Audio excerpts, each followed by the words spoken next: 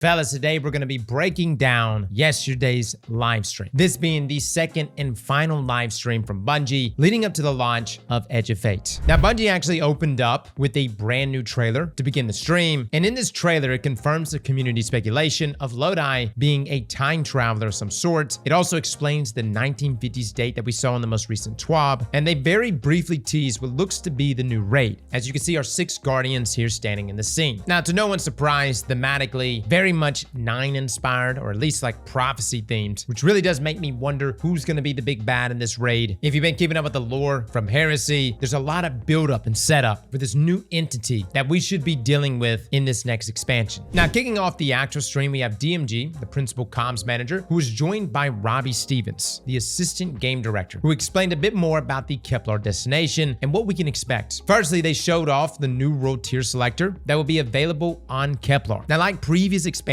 we're going to have access to 2 difficulties for the campaign to start, that being the Brave and Legendary difficulties. But after the campaign is completed, you will then unlock Fabled and Mythic difficulties, where each will have power enabled, whereas Brave and Legendary do not. Now, with each escalating difficulty, you'll be rewarded with better gear for completing objectives, and also have new post-game quests associated with each. For example, the Mythic quest unlocks a variant armor set for the Kepler set that has a different set bonus as well as a unique shader, which is really cool. I like that they're tying this behind difficulties. Now, also, we got to learn about the new free roam activities coming to Kepler that will take place in the regions of the destination. For example, the one we see during the stream was in the Gorge area. Robbie went on to explain that each encounter is similar to a lost sector, but has many more mechanics and is more complex. He also said that there will be specific banes that are exclusive to Kepler that were tailored specifically to its content. Then we also got to look at the faded cipher material. Now, this material will be what's used to be combined with the destination materials, and you will use that to purchase specific items from the destination vendor, also known as the Altar of Relativity. Now, unfortunately, we didn't get any other information on the vendor or what exactly can be purchased, and that's kind of the trend in both of the streams. Bungie is being very tight-lipped when it comes to this destination, especially involving the story in the lore. Then they went on to talk about the daily focus for each region, where essentially each day, one of the 4 major regions will be the focus, and this can be seen at the destination vendor. Now, to me, this sounds similar to how the Pale Heart worked with the Overthrow, where each day the main match-made Overthrow activity that would reward Ergo Sum would be in one of the different regions of the destination. Now, we're also going to have attunement for both armor and our weapons, which means we're going to be able to focus specific drops, and this will affect all drops on Kepler, which, as you can imagine in the power grind, that's going to be incredibly beneficial. Now, something new that's going to be coming with Edge of Fate are the introduction of side quests. These will serve to flesh out some of the new characters of the world and also give us a better understanding of the destination as a whole. Essentially, as you go through the campaign and you're unlocking different regions, these side quests will also then be unlocked, and they're specifically tied to that region. The beautiful thing is that you can complete these at any time. The example they gave is that if you want to just beeline and do the main storyline, you could do that and then circle back and hit those side quests. Or you could do the side quests as you're doing the main storyline and just collectively hit it all at the same time. And the next topic they rolled in was about the raid race. Now, this year's raid race is going to be a bit different, as it's going to take place 4 days after the launch of Edge of Fate. And yes, you heard that right, 4 days instead of 3, meaning Bungie is moving back to launching raids on Saturday. They did this way back when for Vow of the Disciple, and I think a lot of people did appreciate the launch of raids on the weekend. That way it gives everybody an opportunity to tackle contest mode. Now, if you're concerned with the grind to be raid ready, fear not. Essentially, if you just complete the legendary campaign, you will be power ready for the day 1 raid. Now, Robbie made a great point. This doesn't mean that you're loot ready, just power ready. Meaning if there is specific loot out there that we're going to want to snag to give us an edge, maybe in terms of DPS, that comes down to us. If you take, for instance, last year for Final Shape, think about how pivotal Still Hunt was for DPS. There's a reason why it was like 80% hunters last year that completed contest mode. Now, Robbie also talked about story missions. These are a little something different that's being introduced, and the way they were explained is that they're going to be smaller in scale to a campaign mission, but we'll still have story beats within them to move the narrative forward, while also being a source of some new abilities. Now, these will be anywhere from 10 to 15 minutes in length, and we'll even have a story mission playlist in the higher role tiers. Now, this will rotate through a bunch of randomly selected story missions and was mentioned as one of the best ways to earn Fated Ciphers, which will be a necessity in this next expansion. Now, one of the last things spoken about in this section was about destination abilities and secrets. So we now know that we're going to be earning destination abilities throughout the campaign, which means that many encounters were designed with what abilities the player may have unlocked already. But after the campaign is completed, many old puzzles will have different ways to solve them, just due to the new upgrades that we've unlocked for the abilities. For example, when finishing the campaign, we'll unlock Matter Spark upgrade to be used anywhere, which essentially allows us to use the Matter Spark without needing to find a pad like you normally would. Now, what this does is that this leads to many instances of sequence breaking for players that they explain was very much intentional, as they want players to think outside the box a bit, and if you think you can solve something in a specific way, you probably can. Now, the comparison that Bungie made to Rise of Iron was also explained a bit more. Essentially, it isn't meant to be a direct comparison, but more so of a ballpark estimation to size of the destination and the depth of the campaign itself. Now, the reason why I feel like Robbie addressed this is over the past like a week, people have been bringing up the amount of content that we got in Rise of Iron versus what we're getting in Edge of Fate. I get the comparisons. You could justify it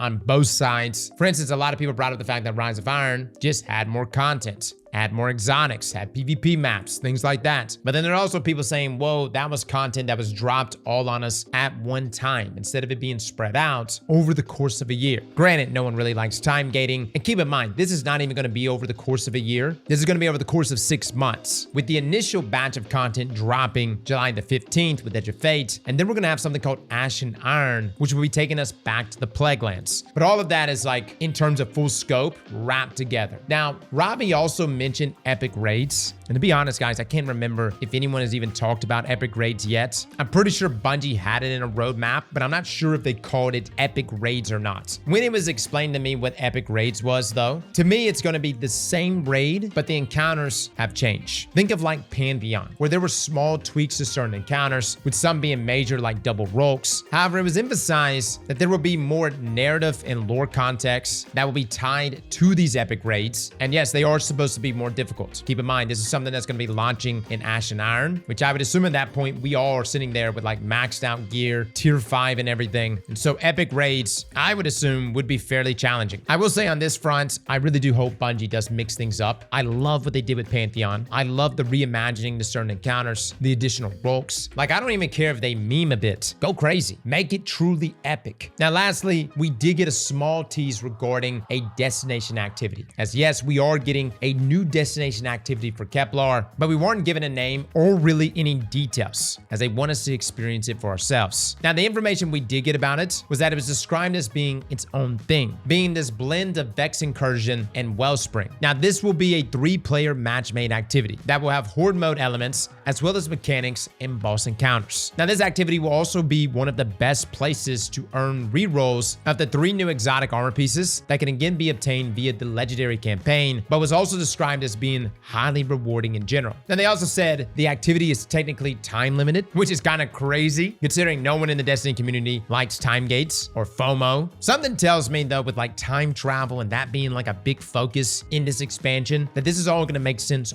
lore wise. Still though, I'm not saying people are going to enjoy it. I will say, guys, I have got to play the new activity. It's solid. I think you guys are going to like it. Granted, I didn't get to dial things all the way up the way I wanted to, but my experience with it is that it's a destination activity that can be fairly challenging, and it was pretty fun to play, and it had a good splash of mechanics involved as well. Now, in regards to the 2 new exotic weapons that we've seen previously, we now know how we're going to acquire them. For Graviton Spike, which is the exotic hand cannon, this will be earned through an exotic quest, and that quest will be on Kepler. Now, the exotic scout rifle, this is the season pass reward. Now, the next part of the stream was all focused on the new modifiers, as well as the portal and how we can customize each activity that we play. Now, they went over the portal again, but to keep it brief, this is meant to be the new front page for Destiny 2, as described by Bungie. Essentially, less clicks, less digging. You don't have to search through menus. You just find the activity that you're trying to play. Now, I know to a veteran player, you're looking at this and you're like, hell no, Cross, please. This looks like some mobile UI bullshit. And believe me, I get where you're coming from. But dude, at the same time, can we just acknowledge it's easy to get lost? in our current destinations. Hell, I even found myself yesterday looking for the Court of Blades activity. I was like, where is that thing again? Now, the destination tab will still be there. It just won't be the first thing you see. Now, Kepler itself will not be accessible through the destination tab. You could only access it through the portal. And what you'll notice from that stream is that Bungie really wants us using the portal. I mean, really, like Guardian ranks are tied to our portal. And through the portal is where you're going to be able to customize the difficulty of activities, which Bungie broke down even further. The first row of modifiers are referred to as challenge modifiers. These will increase combatant power while also adding additional difficulty. Now, the first section they showed off were Banes that will be grouped together in groups of 2, and this determines which Banes will show up in the activity. For this example, we first see Rage and Front Shielding. For Rage, this reads affected combatants deal increased damage and have increased damage resistance as their health levels decline. Then Front Shielding states that affected combatants have a shield that protects them from frontal damage. Try shooting them from behind. Next, they showed Threaded and Caltrops. For Threaded, this states that dealing non-critical damage to affected combatants will spawn hostile Threadlings. You heard that right. Now, some of you may be thinking, that's not that bad. Fellas, you remember those Threadlings in Southern Doctrine? This one sounds like hell. Now, Caltrops reads, affected combatants drop damaging elemental pools during combat and after being defeated. Lastly, they showed Front Shielding again, but this time with Avalanche. This reads that affected combatants periodically release stasis crystals that targets guardians and slows them on impact. Now, you can already see that the Banes here, Bungie done kicked it up another level, right? These will make your runs more difficult, but it also increases your potential score. And that score is what dictates the tier of your rewards. Now, we also got to see some new modifiers with some variable difficulties. For example, we see Stasis Threat, which we have currently, and that's a 25% increase to incoming stasis damage. But we also see Difficult Stasis Threat, which bumps that up to 50%, but that increases potential rewards. Now, for the normal threat, the potential score was 535,000, but with the difficult threat, that moved the score up to 557,000. So as you see here, guys, more difficulty means higher rewards and therefore higher tier loot. Now, we also saw a new modifier called Hot Step, which states that when defeated, challenging combatants drop fire at their location.